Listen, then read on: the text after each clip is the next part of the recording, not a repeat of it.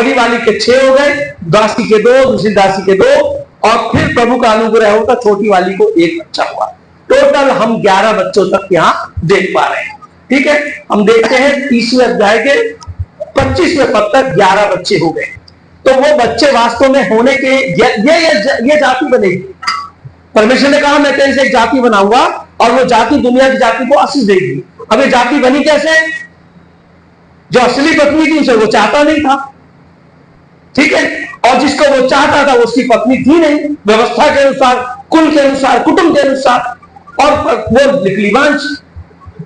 ठीक है, तो इनको बीच में इन्होंने क्या करा? अपने पति को अपने से जोड़े रखने के लिए अपनी दासियों को देने लग गए। तो ऐसे खिचड़ी बन गई और इनके लगभग 11 बच्चे हो गए।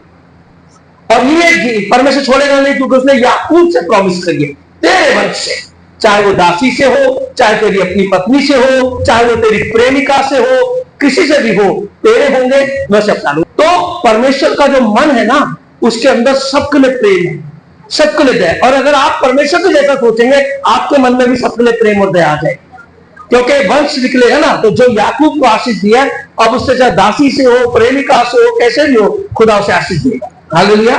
11 बच्चे हो गए। छोटी वाली को जब बच्चे हुआ तो ये पीरियड हो चुका था 14 साल। उसकी सेवा करते हुए कितने साल हो गए? 14 साल। और बच्चे कितने हुए? 4 पत्नियों से 11 बच्चे। 25वां पद हम पढ़ेंगे, 30वां अध्याय 25वां पद। लेकिन इससे पहले आपको क्या याद रखना है? याकूब की कहानी हम पढ़ रहे हैं, उसके पास एक लक्ष्य है, याद है? वो लक्ष्य को याद करके जब पढ़ोगे आपको सब सीन समझ आने लगेगा कि ये हुआ क्या। एक व्यक्ति का जीवन है, उसके जीवन से हमें क्या लेना? हमारी परिस्थिति अलग है, लेकिन यहां एक व्यक्ति के बारे में लिखा है, और ये व्यक्ति उस परमात्मा से जुड़ा है जो हमसे भी जुड़ा।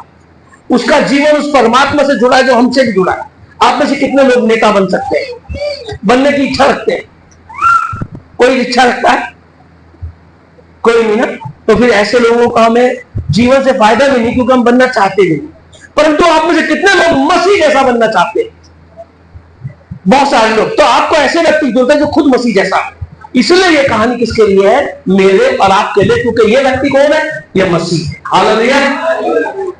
हाँ जी, पढ़िए। पद 25। जब राहेल से यूसुफ उत्पन्न हुआ, तब याकूब ने लाबान से कहा, मुझे विदा कर कि मैं अपने देश और स्थान को जाऊं। पद 26। मेरी स्त्री और मेरे बच्चे जिनके लिए मैंने तेरी सेवा की है, उन्हें मुझे दे कि मैं चला जाऊं। तू तो जानता है कि मैंने तेरी कैसी सेवा की है। पद 27। बस पहली बात वो क्या कह रहा है?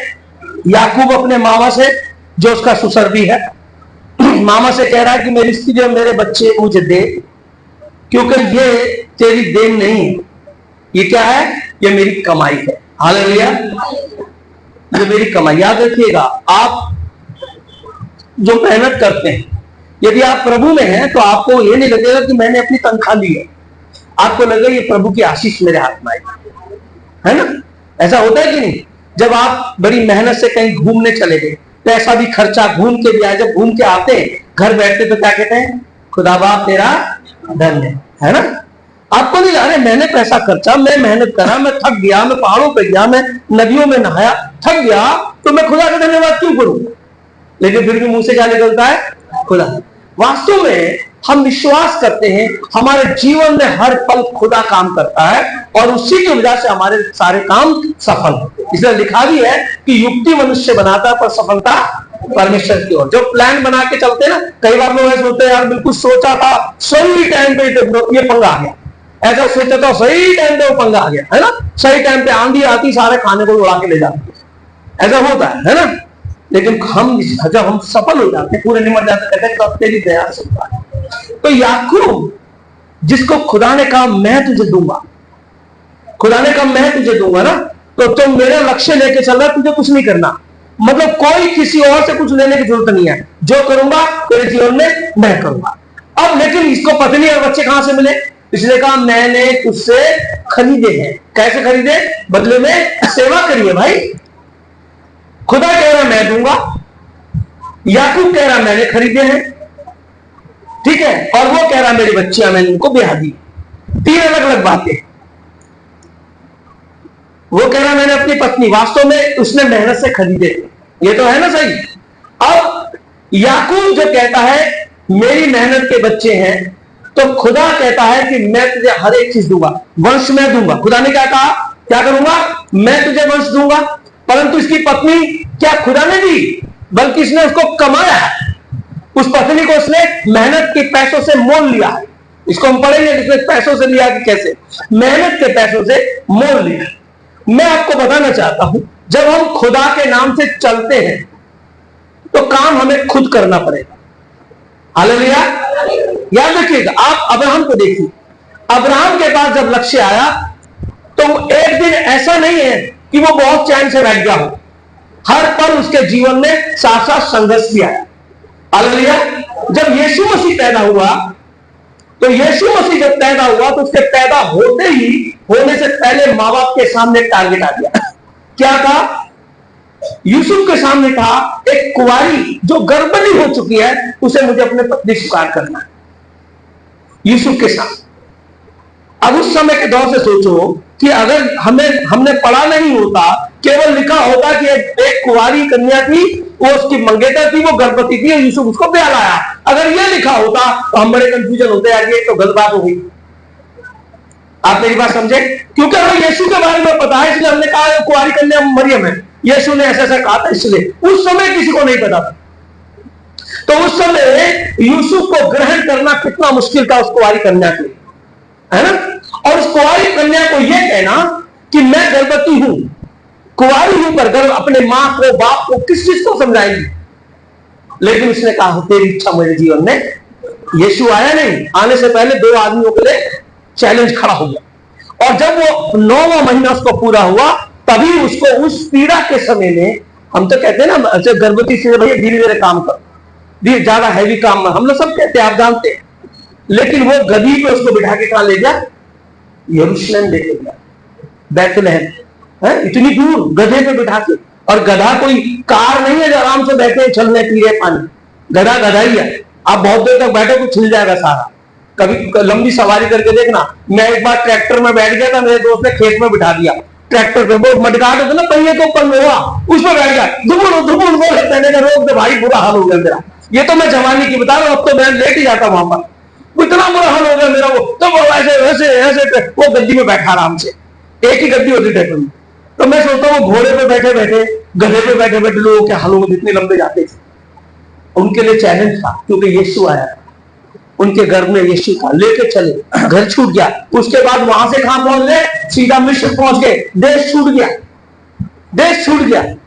कितना, ये तो खुदा का बच्चा था, वो तो धर्मी थे। यूसुफ को बोला हे धर्मी दाऊद के वंशज, तेरे को दाऊद के वंश, है ना। वो धर्मी व्यक्ति था, मरियम धर्म थी, धर्म में चल रहे थे, लेकिन खुदा को लाने के लिए उनको कष्ट उठाना पड़ा।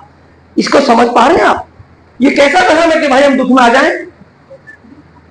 दुनिया तो ये सुन के आई कि यार वहां जाओगे तो चंगे हो जाओगे, वहां जाओगे तो परेशानी चले जाएगी, वहां जाओगे तो, लेकिन कहानी क्या बता रही है, उल्टा हो गया, दुख परेशानी सब कुछ आ गई। हालेलुया। मजेदार धर्म नहीं है ये, क्या कहते हो, मजेदार धर्म है कि नहीं है, है अभी भी है।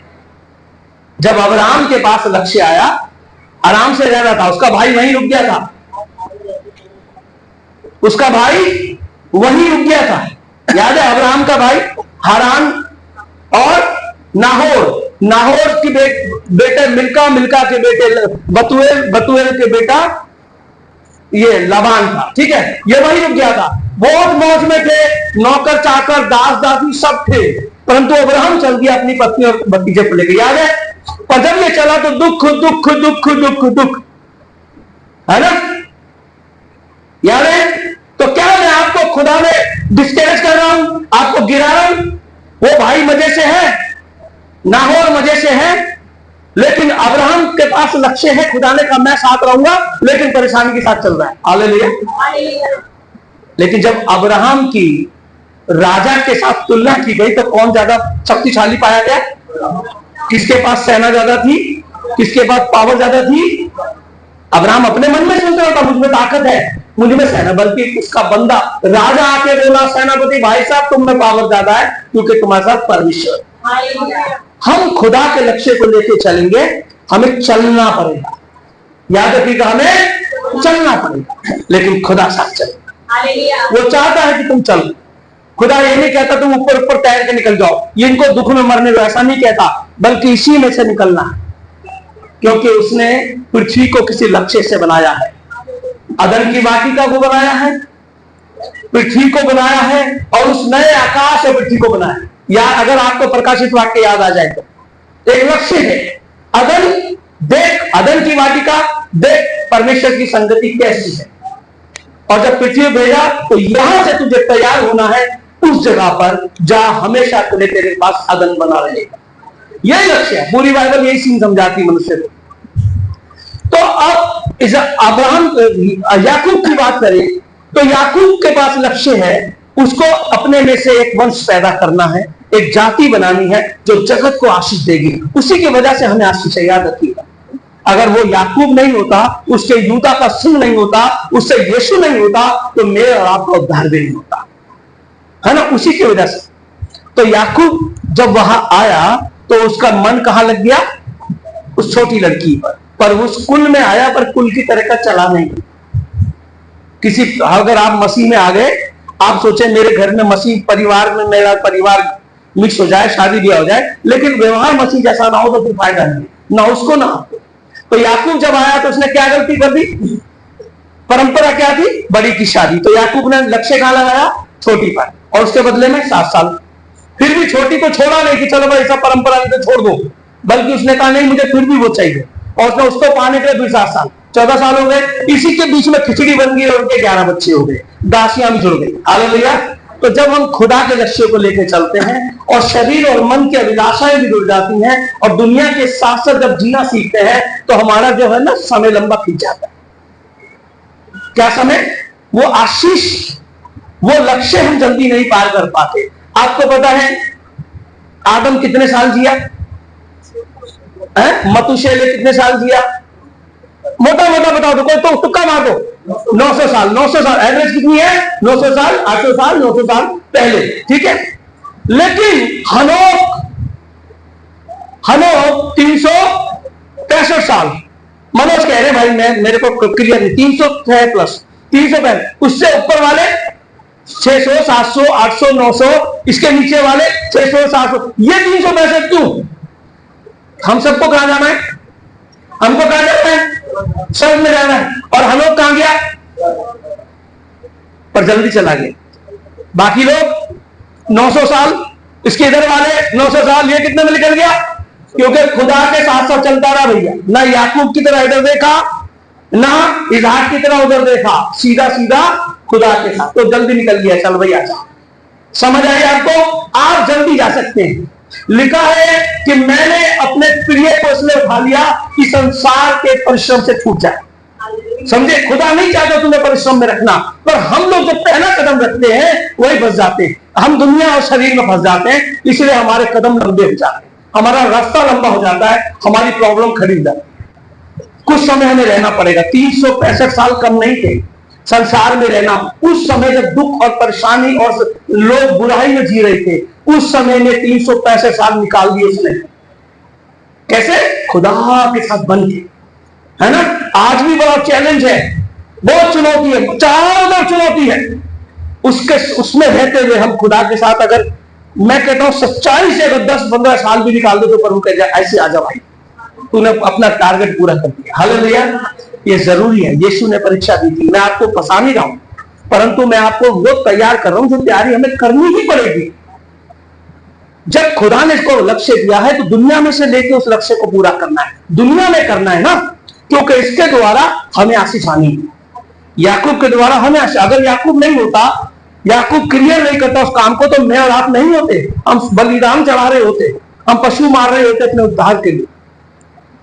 अब याकूब के छोटी वाली पत्नी, जो उसकी पत्नी राहेल थी, उसको उसको बच्चा हुआ।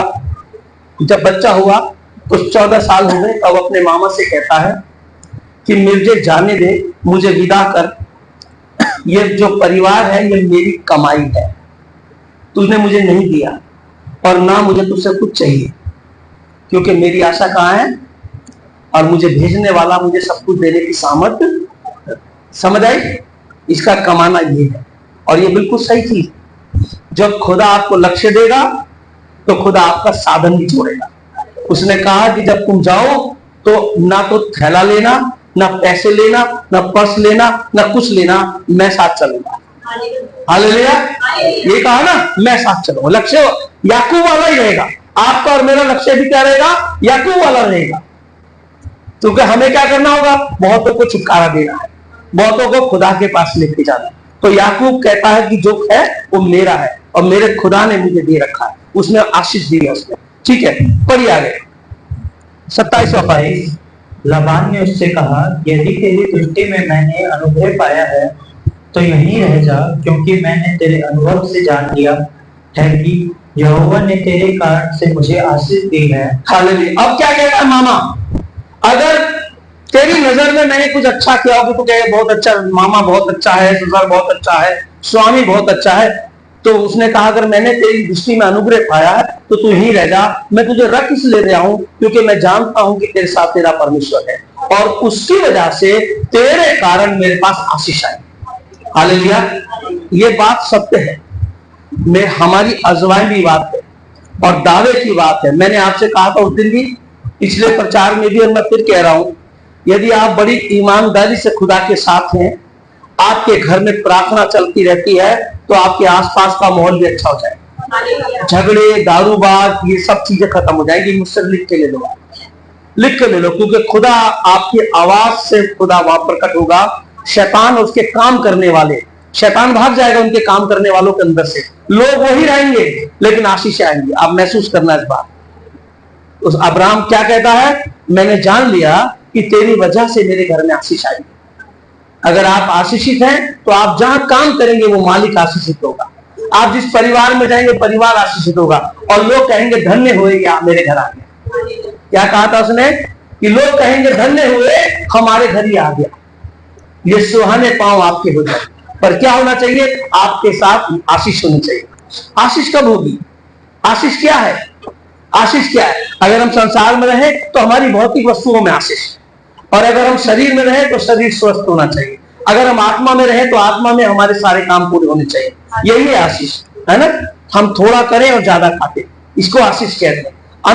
असंभव वाले काम आराम से हो जाए, इसको आशीष कहते हैं। यानी एक ऐसी चीज जो है पर दिखती नहीं है, इसे आशीष कहते हैं। यही खुदा देता है, ये परमेश्वर देता है। आप अगर आपके पास देखो, याकूब के पास दो कारण है आशीष पाने के। क्या कारण है? पहला तो उसके खुदा ने कहा कि मेरा काम पूरा कर, ठीक है, और उसने उसको लिया कि मैं करूंगा। हाँ प्रभु मैं करूंगा। हालेलुया। अगर आप राजाओं की पुस्तक पढ़े तो वहां लिखा है कि खुदा ने कहा मैं आहब को बरगला दूंगा, मैं आपको गुमराह करूंगा। तो कौन सी आत्मा जाएगी उसको भड़काने? एक आत्मा बोली मैं जाऊंगी। खुदा कह सकता था कि तू चल, राजाओं की पुस्तक पढ़ लेना, आहब के सीन। खुदा कह सकता था कि है आत्मा जा उसको भड़का क्या, पर खुदा ने कहा कौन जाएगा मेरे लिए। यानी खुदा कहता है कि तुम बढ़ के बोलो प्रभु मैं चलूंगा। क्या चाहता है खुदा? तुम कहो मैं चलूंगा। पौलुस को दर्शन आया, पौलुस को यरूशलेम में आना था, और पौलुस को यरूशलेम में आने से पहले जब वो कलीसिया के साथ दुआ कर रहा था यरूशलेम जाने के लिए, तो यहां पर एक भविष्यवक्ता आके एक भविष्यवाणी किया था, और भविष्यवाणी किया था कि एक बहुत भयंकर भूकंप आएगा, और वो आ भी गया था। इसका मतलब भविष्यवक्ता पक्का था। वो भविष्यवक्ता कहता है पौलुस तू अगर यरूशलेम गया तो तेरे को बांध देंगे, तेरे को बांध देंगे, तू मिट जाएगा, अर्थात खत्म किया जाएगा। ठीक है, उसकी भविष्यवाणी झूठी नहीं हो सकती क्योंकि एक चमत्कार हो चुका था। तो पौलुस कहता है चाहे मैं मरूं चाहे जीव में जाऊंगा प्रचार कर। खुदा ने पहले क्यों बताया उसको?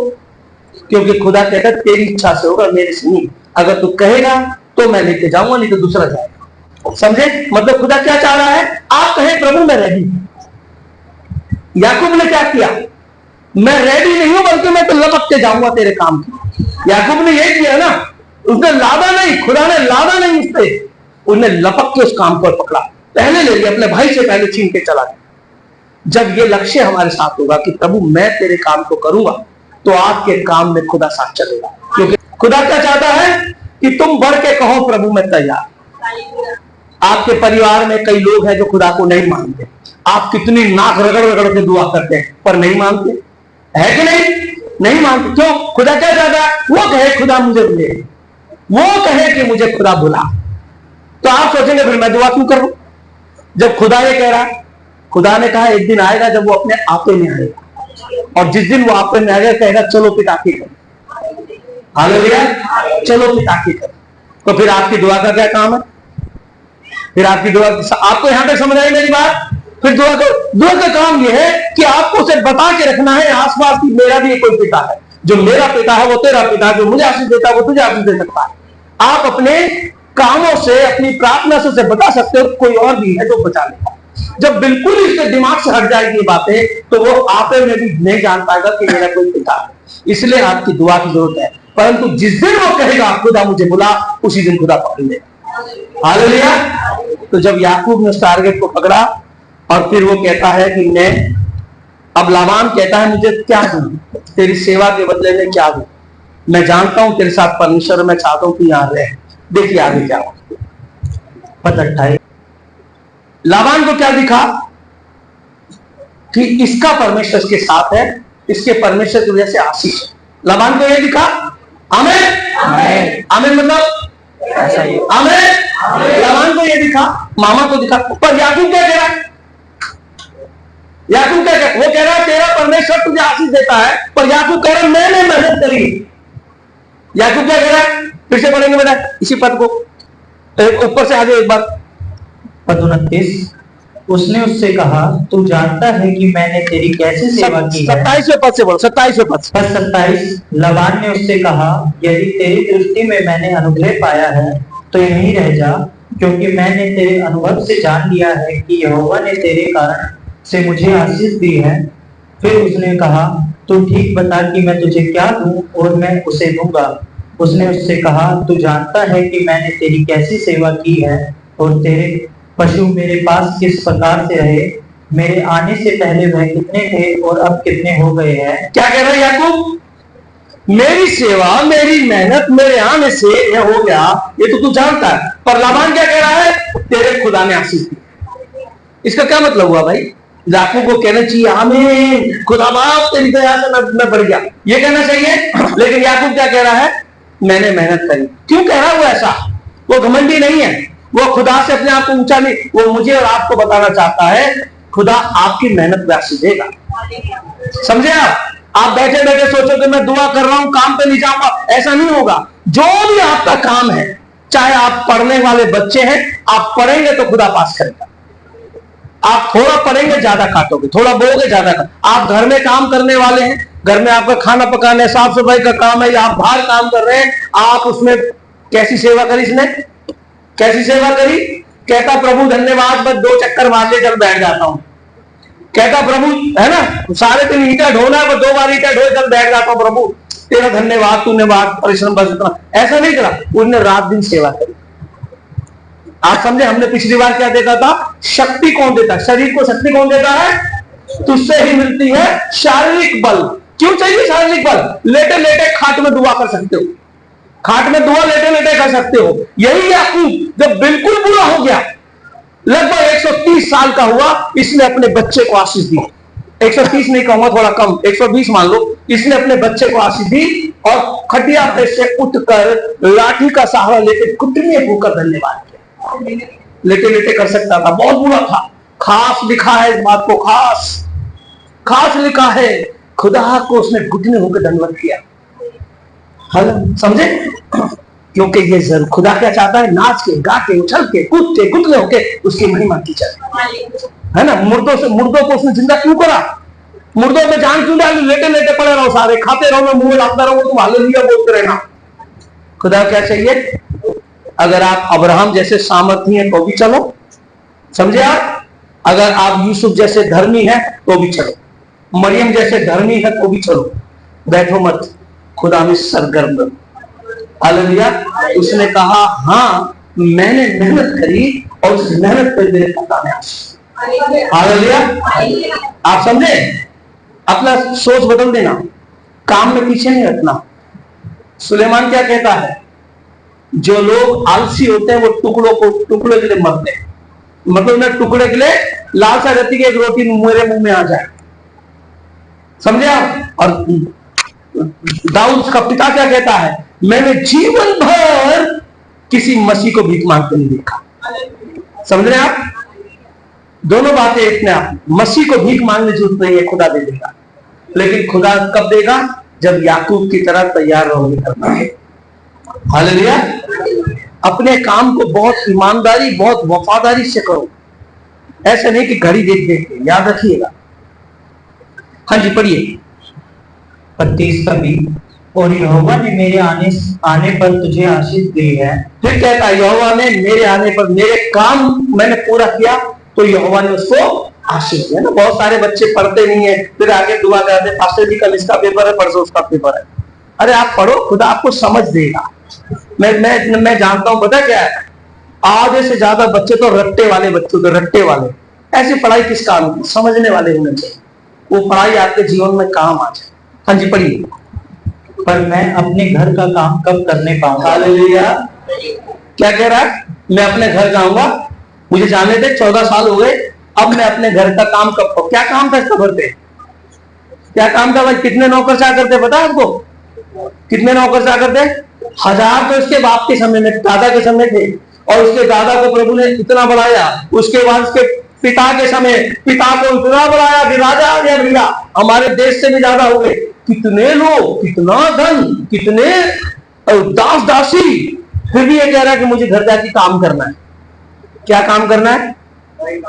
उस लक्ष्य को पूरा कर। हालेलुया। उस लक्ष्य को पूरा कर। मेरे को वो अपने घर में, अपने परिवार में, अपने कुटुंब में रहकर उस लक्ष्य को पूरा करना। मसीहत ऐसी नहीं है, मसीहत है आत्मा से प्रभु के कामों को करना, रीति से नहीं करना। पुराने नियम और नए नियम में क्या फर्क है पता है आपको? पुराने नियम में था व्यभिचार ना करना, नए नियम में क्या है? व्यभिचार करो। पुराने नियम में था चोरी ना करना, नए नियम में क्या है? चोरी करो। तू अपने परमेश्वर को छोड़ो, किसी की उपासना ना करना, पुराने नियम में था। नए नियम में है क्या? करो किसी और की। सेम है, बस एक चीज बदली है। क्या? अपने प्रभु से प्रेम कर और प्रेम से उस काम को कर, दबाव से मत कर। पहले मैं कहा कर, जो उपासना नहीं करेगा पत्थरों से मार देना, वो व्यभिचार करेगा चौक में खड़े करके मार देना। लेकिन अब क्या है? प्रेम से कर, मेरा खुदा को बुरा लगेगा। मेरे को जिसने बुलाया मैं उसके लिए करूंगा। हालेलुया। आप समझे? बदलाव हमारे बहुत लोगों में बदलाव नहीं, बहुत लोगों में बदलाव, सचमुच नहीं। उसने कहा मैं अपने उस लक्ष्य को कब पूरा करूंगा जिसके लिए मैं आया हूं। आगे और क्लियर करेंगे इस बात। हम भूल गए हमारा लक्ष्य क्या है। क्या लक्ष्य है हमारा?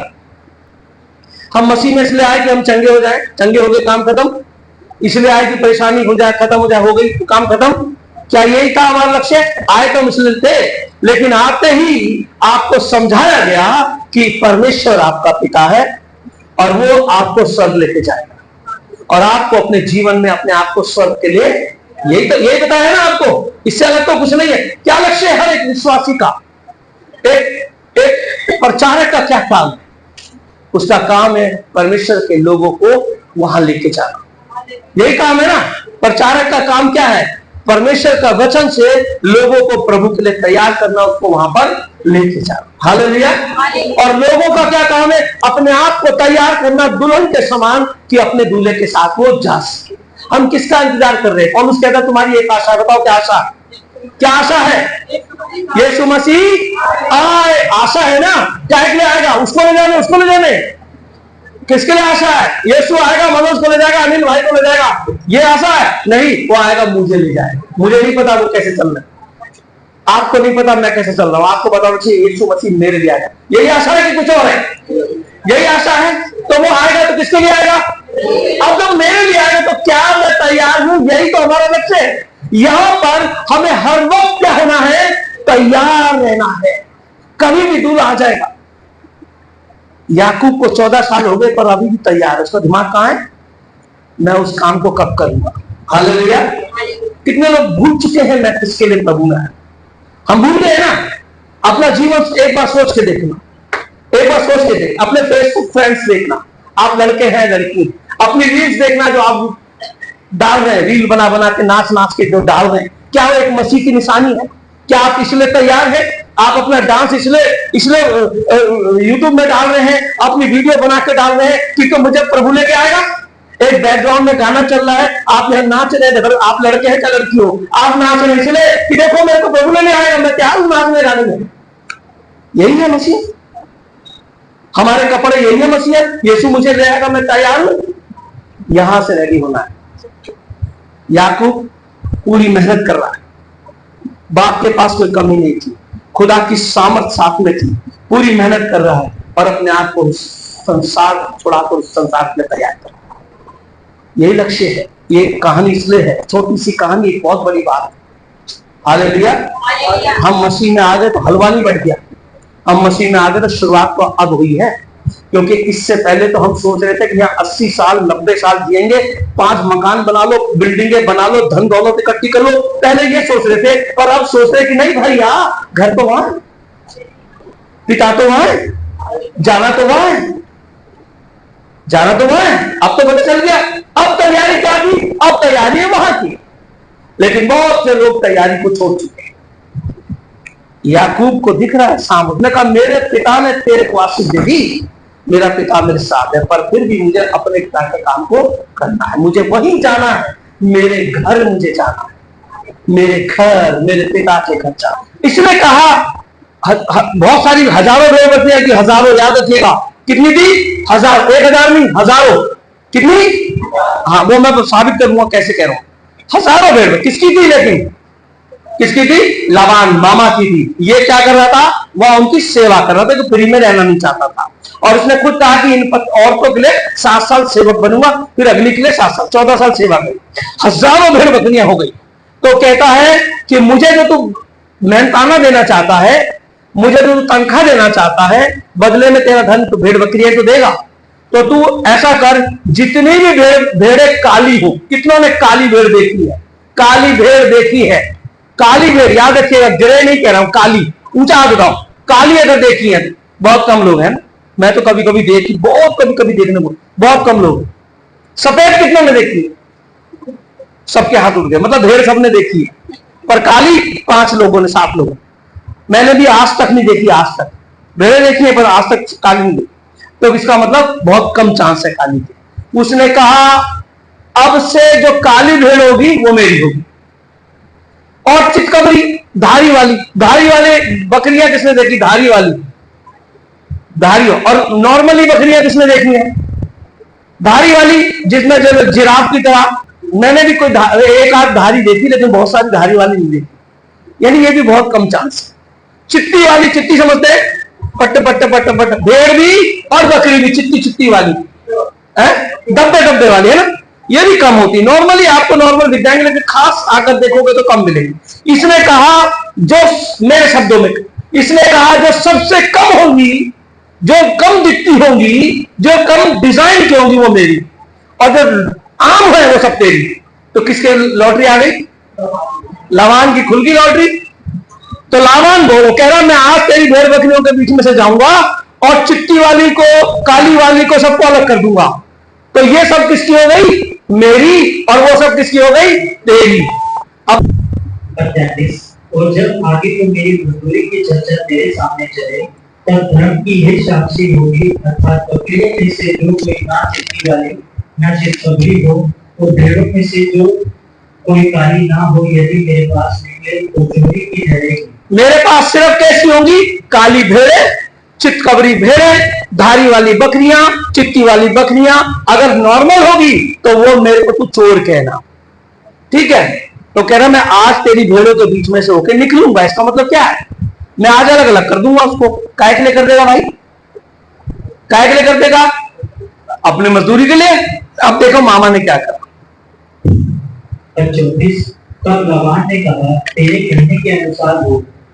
45 अतः उसने उसी दिन सब धारी वाले और चितकबरे बकरों को सब चिट्टी वाली और चितकबरी बकरियों को, अर्थात जिनमें कुछ उजला था उनको, और सब काली भेड़ों को भी अलग करके उनके पुत्रों के हाथ तोड़ दिया। हाँ, क्या कर दिया मामा जी ने? ये कहता है, याकूब कहता है अगर तू सौदे की बात करता है तो मैं तेरी भेड़ बकरियों के बीच में जाऊंगा, चिट्टी वाली, काली वाली, धब्बे वाली अलग कर दूंगा, बाकी सब अलग कर दूंगा। इसका मतलब क्या था, जो अलग करूंगा मुझे दे दियो। लेकिन लबान क्या हुआ, कूद के पहुंच गया अपनी भेड़शाला में और काली चिट्टी खुद अलग कर ली और अपने बेटे को दे दी, बोले 3 दिन के रास्ते आगे भाग जाओ। समझ आया आपको? लबान अपनी याकूब से पहले खुद चला गया अपनी भेड़शाला में और वहां जाके उसने काली चितकबरी चिट्टी वाली सारी भेड़े को अलग कर दिया। उस झुंड में एक नहीं छोड़ा, और जो अलग कर दिया वो किसकी होनी चाहिए? किसकी होनी चाहिए? और मैं याकूब को अपने बेटों को भी बोला इसको ले और 3 दिन के मार्ग में आगे भाग जाओ चराने के लिए, यानी यहां से कहां पहुंच जाओ, मेरे से भी आगे चले जाओ, वहां चराना इसको। याकूब को दिखनी नहीं चाहिए। अब क्या बचा इसके झुंड में? क्या बचा? कोई चिट्टी वाली बची, कोई धारी वाली बची, कोई काली भेड़ बची, कैसी बची? खुदा कहां है? खुदा कहां है? 14 साल मेहनत करी रात दिन और खुदा की आशीष से वो कहां गया? उसने होने दिया। कई बार होता है ना, हम इतनी मेहनत करते हैं, मालिक पैसा कम देता है, कई बार होता है, लेकिन मैं आपसे कहता हूं आपका खुदा आपके साथ होता है और होने देता है। हर एक दिन आपको सिखाएगा। ये वो लोग सीख रहे हैं जिनसे आत्मा बात कर रहा था, खुदा बात कर रहा था, इनसे खुदा बात करता था। इन्हें दिखा परमेश्वर को, इसने कहां देखा? स्वर्ग में सीढ़ी पे छोड़ देकर दिखा। मैंने कभी नहीं देखा। शायद याकूब ऐसे नहीं सिखाता होगा लोगों को। आप बोलते पास्टर जी, कोई नहीं बोलता होगा याकूब को पास्टर जी, पर मैंने खुदा को नहीं देखा। आप समझे? पर जिसने देखा वो बेचारा उसकी मजदूरी छिन गई। हालेलुया। आप समझ रहे? पर मैं और आप उसी की तरह है और वही खुदा मेरा और आपका है। हमारे जीवन में बहुत सारी बार ऐसा होता है, पैसा कम मिलता है, मेहनत बहुत ज्यादा होती है, साथ साथ में गाली भी फ्री में मिलती है बोनस के तौर पे, लेकिन कोई बात नहीं, जिसका मैं नाम लेके चल रहा हूं वो मेरे साथ चल रहा है। जब गिनती होगी तो आप ऊंचे पाओगे। यहां भी और समझे, सारी आत्माओं को एक दिन दंडित किया जाएगा, सबको खड़ा किया जाएगा, और जो सही होंगी उन्हें वहां और जो गलत होंगी फिर से यहां। दानियल की पुस्तक में लिखा है 12वें अध्याय। समझ गए आप? दोनों बात याद रखिए। आप अपने आप को, अपने जीवन को देख, आप अपने काम को देख सकते हैं, आपकी मेहनत को देख सकते हैं, रोजगार में, घर में भी मार्ता और मरियम काम कर रही थी। मार्ता, मरियम है ना, मार्ता कह रही है अरे मैं तो थक गई, मरियम बोली नहीं मैं तो वचन सुनूंगी, खुदा का वचन पहले सुन। लेकिन क्या मार्ता को छोड़ दिया? नहीं, दोनों का उद्धार होगा। हालेलुया। दोनों का उद्धार होगा। तो मामा ने क्या करा? जल्दी से कूदा, अपनी हजारों भेड़ बकरियों में से जो याकूब ने बोली वो सारी लपेट के भेज दी। अब देखिए याकूब क्या करता है। ठीक है, अब याकूब के पास क्या है? लाबान की भेड़ बकरी, एक भी चिट्टी वाली नहीं, एक भी धारी वाली नहीं, एक भी काली वाली नहीं, एक भी धब्बे वाली नहीं, सब नॉर्मल है जैसे आम हम देखते हैं, अलग से एक भी नहीं। पर इसकी मजदूरी वही होनी थी जो अब नहीं है, परंतु इसके साथ एक था, कौन? खुदा। और इसके साथ एक और चीज थी, इसकी मेहनत। समझे आप? ये नीति वचन कहता है कि जो आदमी लेटा पड़ा रहेगा, ऐसे लेट के पड़ा रहेगा और करवट पे करवट लेटा रहेगा, वो भूखा नंगा रहेगा। यह बाइबल में लिखा है। इसका मतलब दूसरा पहलू क्या हुआ? हमें लेटे पड़े नहीं रहना है, हमें भूखे नंगे कुछ करना है, कुछ भी करना है पर करना है, कुछ भी करना है पर करना है ना। याकूब ने कहा कोई बात नहीं, इसने मुझे नहीं दिया कोई बात नहीं, पर खुदा को है, क्योंकि मैंने उससे एक वाचा बांधी। कहां पर? बेतेल में। जब मैं रास्ते में फंस गया, खुदा मुझे मिला, मैंने पत्थर की बेदी बनाई, उसमें तेल डाला और बोला कि यदि तू मुझे कपड़ा देगा, रोटी देगा, सुरक्षित ले जाएगा, सुरक्षित लाएगा, तो मैं हर एक चीज का 10वां जरूर दिया करूंगा। ये वाचा किसने बांधी थी? और अभी तक चल रही है, क्योंकि जिस काम को करता है उसमें आशीष पाता है। हालेलुया। ये अपनी जगह पक्का, खुदा अपनी जगह पक्का।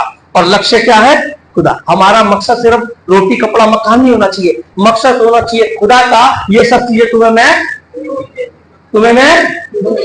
ये है ना, बिल्कुल निश्चित मिलेगी। आप गारंटी देता हूं, मैं धोखा नहीं दूंगा किसी को, और खुदा ने हमें धोखा नहीं दिया, वो आपको भी नहीं देगा, सब मिलेगी। लक्ष्य याद रखिएगा। ठीक है, अब सब कुछ नहीं है, तब इसने क्या करा? चिनार की लकड़ियां ली, बादाम की लकड़ियां टहनियां ली, उसको छील लिया, चितकबरा बना लिया, चिट्टी वाला बना लिया। समझ गए? खाल उतार के समझ गए आप? ठीक है। अब जहां पे बकरियां पानी पीने आती थी, भेड़ें पानी पीने आती थी, उस जगह पे उसने काकर डंडियों को खड़ा कर दिया। जब वो उसको पानी पीती थी तो उनको आंखों में वो दिखती थी, और इस प्रकार उनको बच्चे पैदा होने लगे। कैसे? धारी वाले, चिट्टी वाले, काले बच्चे भेड़ बकरियों को पैदा होने लगे। इस प्रकार उनको क्या करा उसने?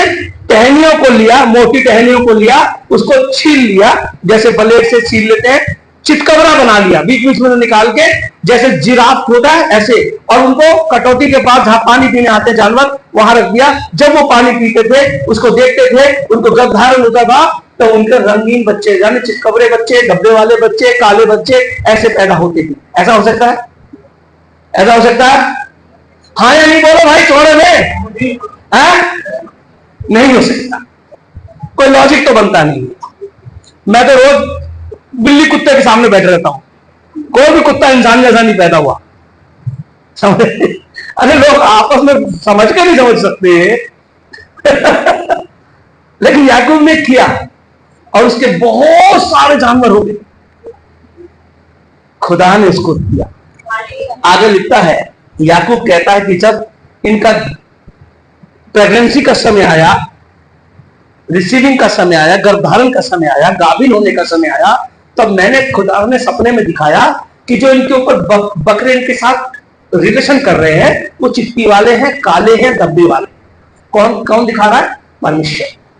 परमेश्वर ने कहा, मैंने जो बकरा तो उसके बाद कोई काला नहीं था, कोई चिट्टी वाला नहीं था, पर खुदा ने उन बकरों के अंदर ऐसा जीन्स डाल दिया कि वो काले हो गए, चिट्टी वाले हो गए, और धारी वाले बन गए। समझ गए आप? ये काम खुदा। पर याकूब क्या कर रहा है? बेटा जुगाड़ कर रहा है। समझे आप? तो बंदा बैठ नहीं सकता खाली। क्या खासियत है उसकी? वो अपने लक्ष्य के साथ अपने दिमाग और अपनी ताकत को भी लेकर चलता है। खुदा मैंने ये करा, तू आशीष देता। खुदा मैं चाहता हूं कि तू मेरे इस काम में आशीष दे दे। खुदा असंभव को संभव कर सकता है, तू कुछ भी कर सकता है, तू देगा। वो सब लेके चला गया मेरी मजदूरी, खुदा तू मेरे साथ है, तू देगा। और उसके इतने हो गए, इतने जानवर हो गए, 550 जानवर तो उसने अपने भाई को यूं ही भेज दी थी। 550 को भी इकट्ठे देखे आपने? 550, हम लोग यहाँ पे लगभग 300 लोग भी नहीं है। और ऐसे गधे ऊंट खड़े हो तो, गधे ऊंट बकरियां हो तो कितनी जगह चाहिए होगी ना? 550 तो ने कितने हो गए? लिखा धनस्ते हो गया, तो बहुत धनवान हो गया। याकूब की खासियत क्या है? वो खुदा को भी लेके चलता है, लक्ष्य को भी लेके चलता है, अपनी मेहनत को भी लेके चलता है। याद रखिएगा, अगर आपके पास आप मसीह है तो आप सिर्फ मसीह नहीं है, आप सिर्फ मसीह नहीं, आपके पास एक लक्ष्य है। जैसे अब्राहम के पास था, इसहाक के पास था, याकूब के पास था, उसकी जाति के पास था, अब वो लक्ष्य आपके पास है। जब तक मसीह ना आ जाए, उसने कहा मेरी बातें जो मैंने तुम्हें सिखाई है सबको मानना, ये लक्ष्य है। और इस लक्ष्य को लेकर जाना कहां है? पिता के घर में। और ये हमारे जब काम हम करेंगे तो मेहनत से करेंगे, और परमेश्वर हमारे हर काम को आशीष देगा।